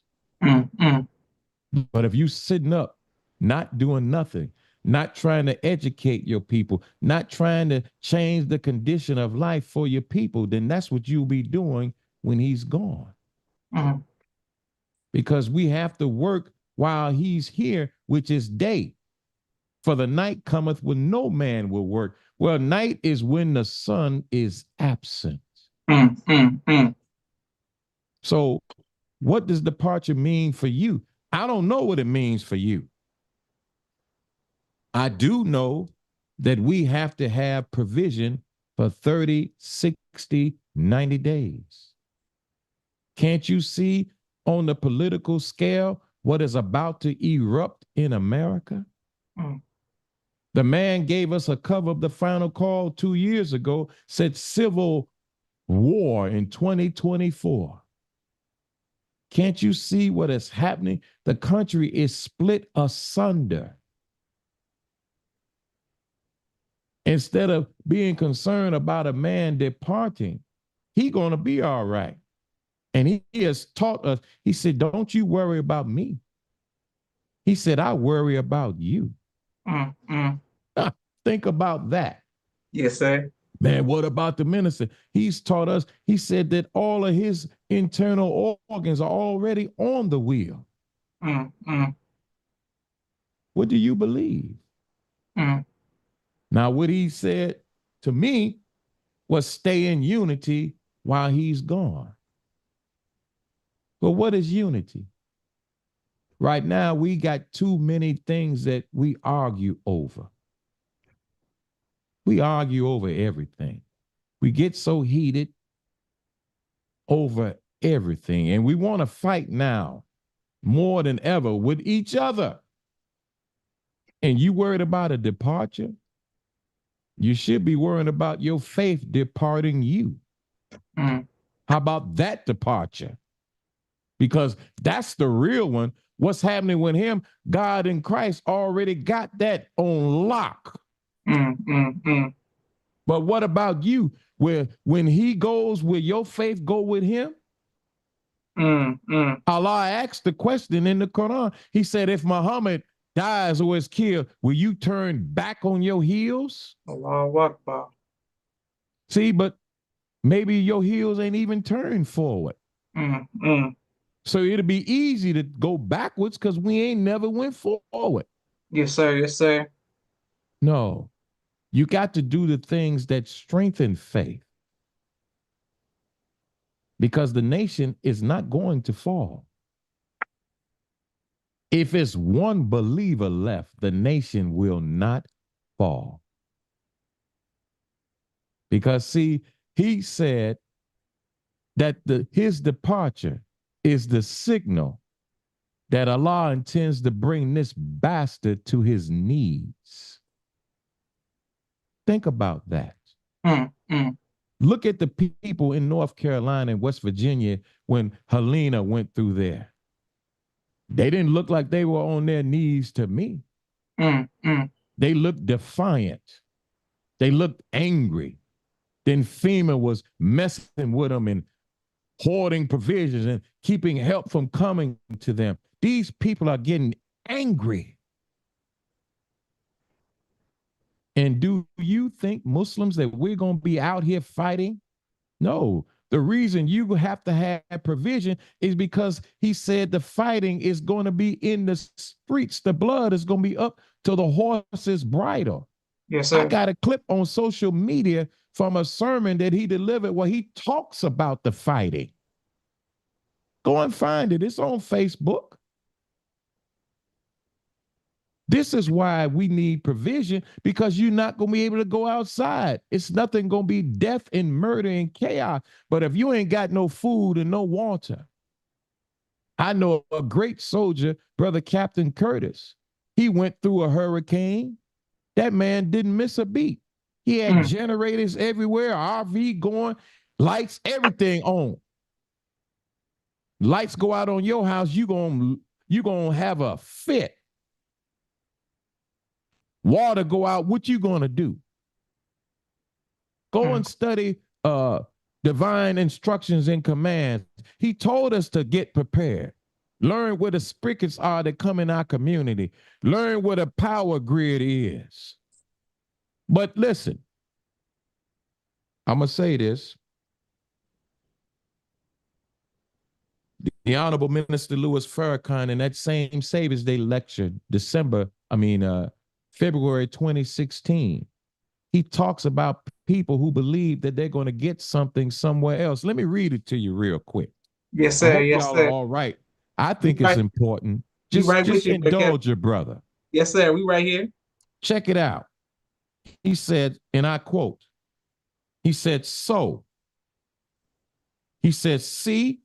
as long as you think you're going to get something somewhere else, it limits your ability to do something here, now, on this earth while you live.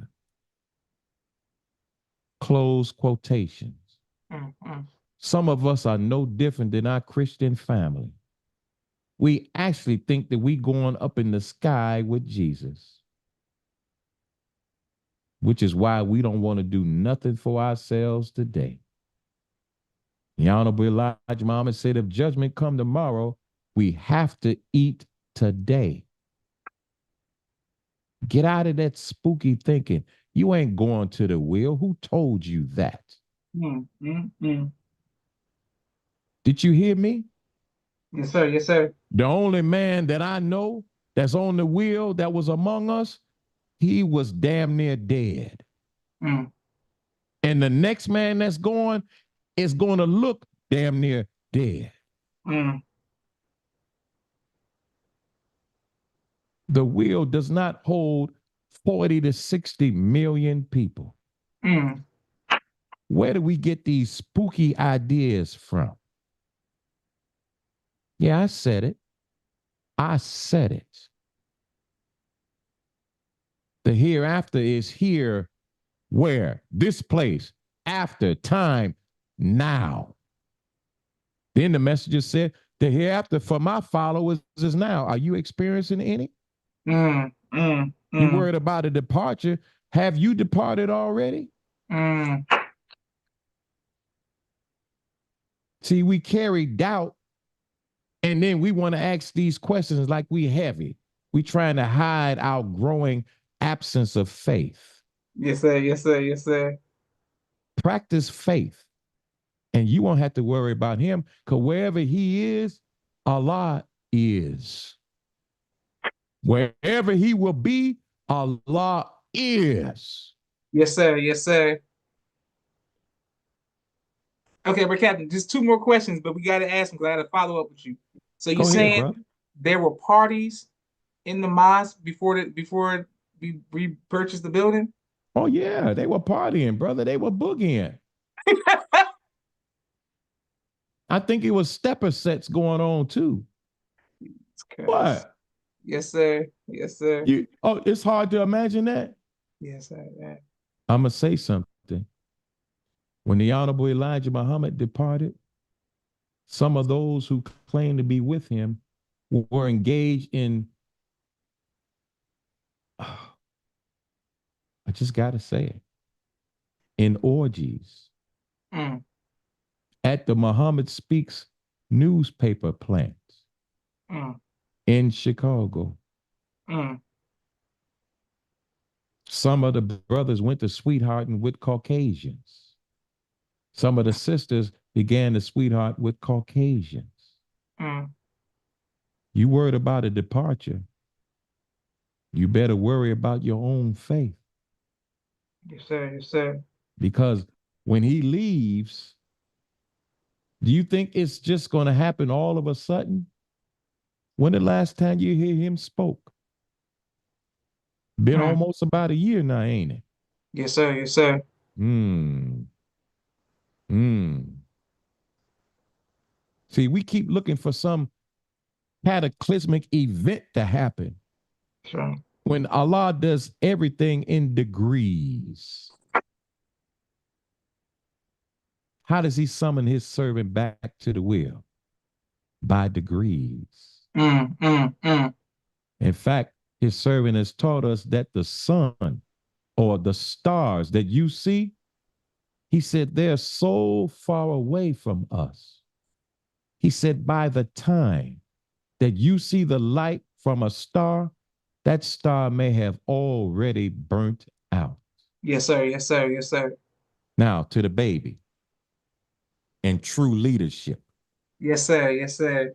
The Honorable Minister Louis Farrakhan has taught us as he studied the most beautiful of all Allah's creations, the black woman. Mm, She has this ability to reproduce a man. And in her pregnancy, he taught us that the baby, his feet are pointed toward the birth canal for 8.5 months. mm, mm, mm. And he said that just when it's about time for that baby to be delivered, that baby rotates in the womb of its mother. And the head now is facing the birth canal. And he taught us that the head is the hardest part of the body. It Mm, must forge the way for the rest of the body. mm. He said, likewise, it is with true leadership. Yes, sir. He said, you can have leadership for a long time. He said, but just as the birth or blood is about to be spilled, Mm, mm, mm. the true leadership will be rotated into place, forging the way for the rest of the body. And All you praise. tell me that this man is not directly from God Almighty and Jesus the Christ, the most honorable Elijah Muhammad. There is no wisdom nowhere equal to what he has taught us. But like he said, it's just that he said, I can't say something new to you. It's just that you haven't been listening. Mm, mm, mm. Excellent.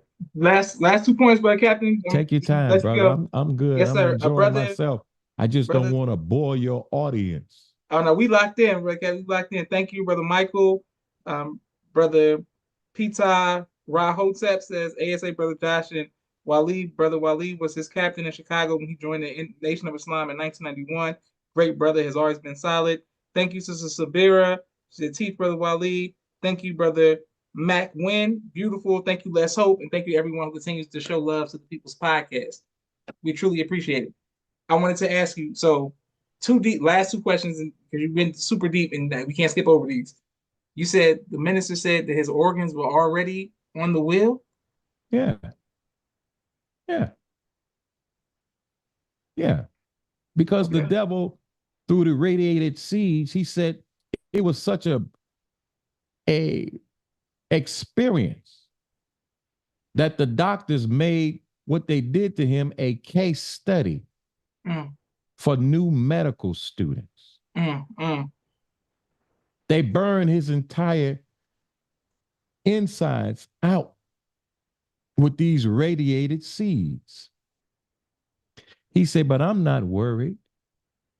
He said, because they got my organs already on the wheel. He said, and when I return, I'm going to open up my shirt Yes, sir. Yes, sir. to show you that I am healed. I believe him. Allahu Akbar. Beautiful. Thank you, Brother Captain. Last question, because can't say this point. You're not the first person, but you made it emphatical, and it got real quiet for the people in the audience. Everybody stopped texting. Everybody was listening. You said the Most High Elijah Muhammad is God. Oh, there is no question about it. Okay.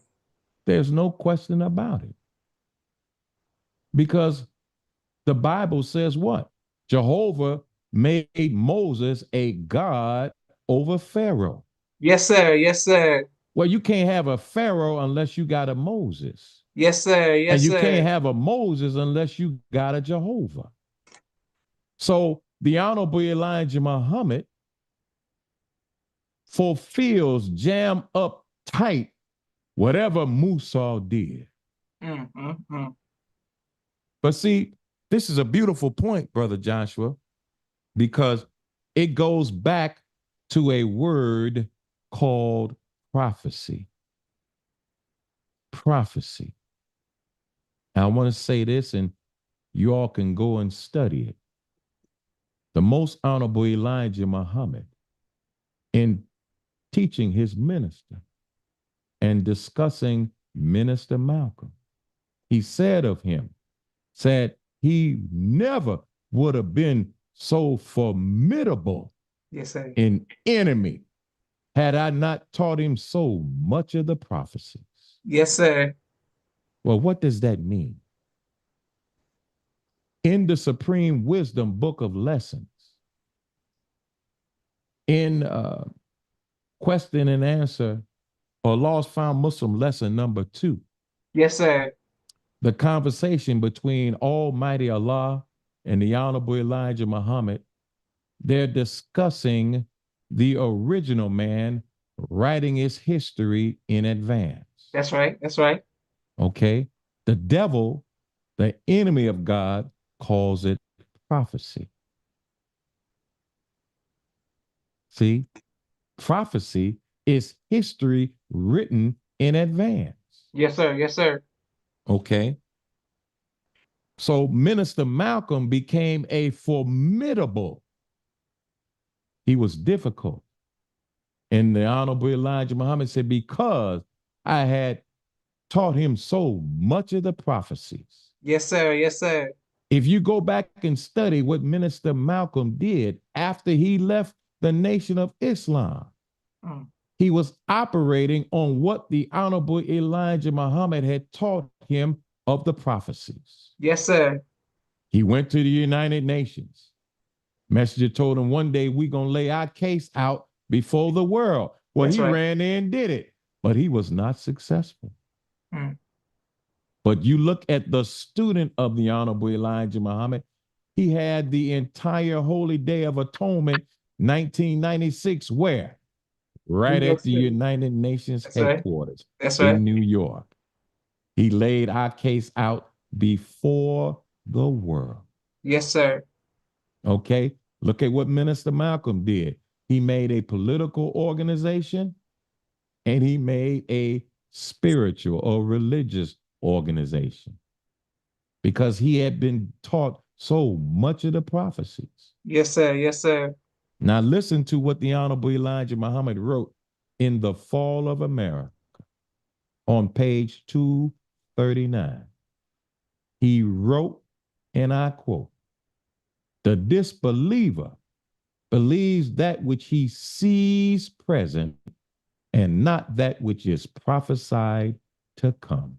Yes, sir. Yes, sir. Close quotes.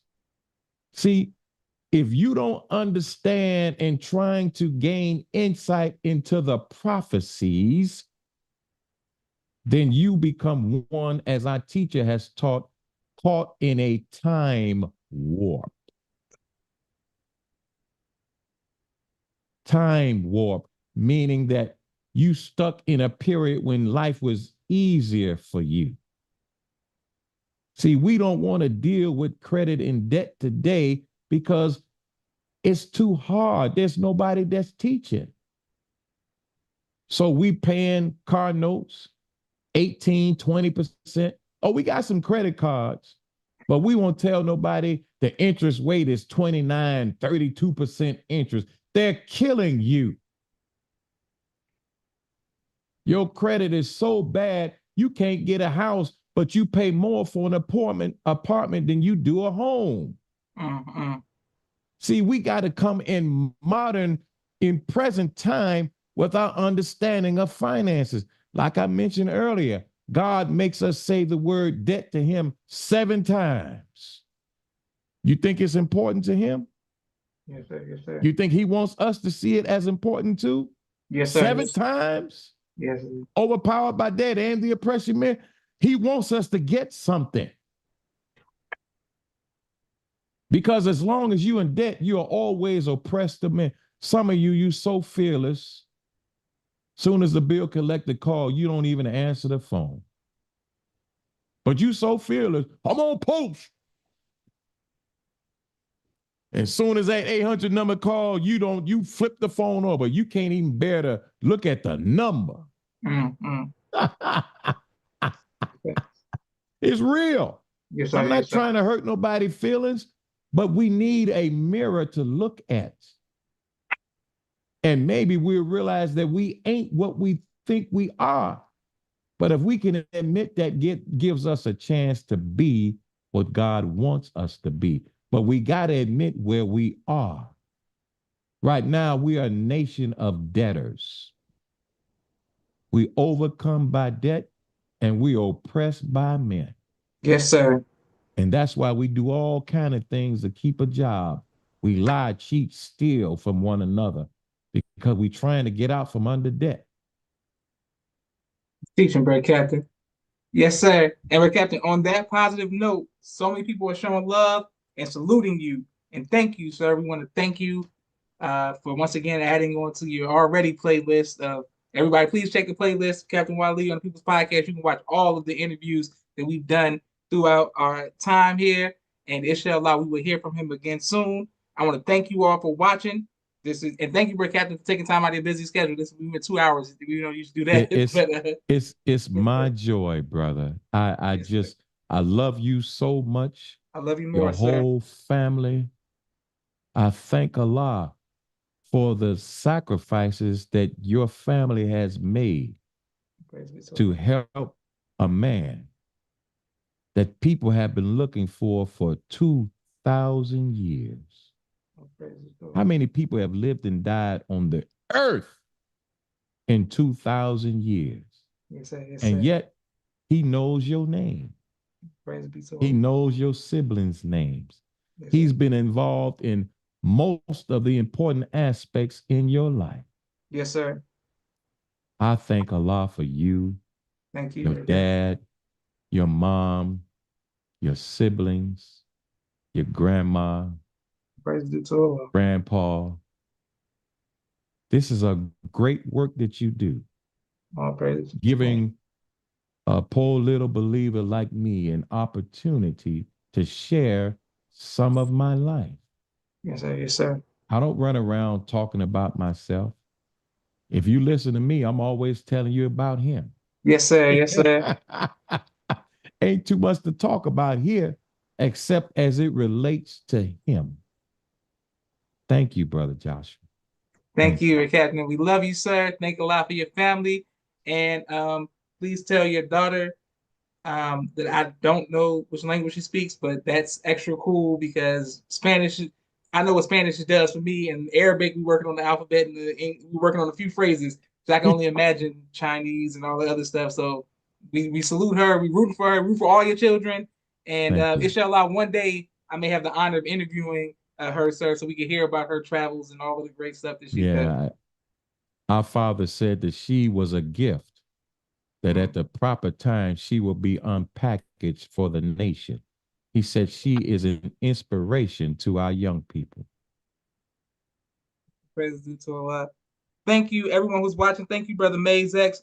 Thank you, Sister Dejan. Thank you, Servant of Allah. Thank you, everyone who's watching. This is Joshua Leonard Muhammad signing off of the People's Podcast. Assalamu alaikum, Brother Captain.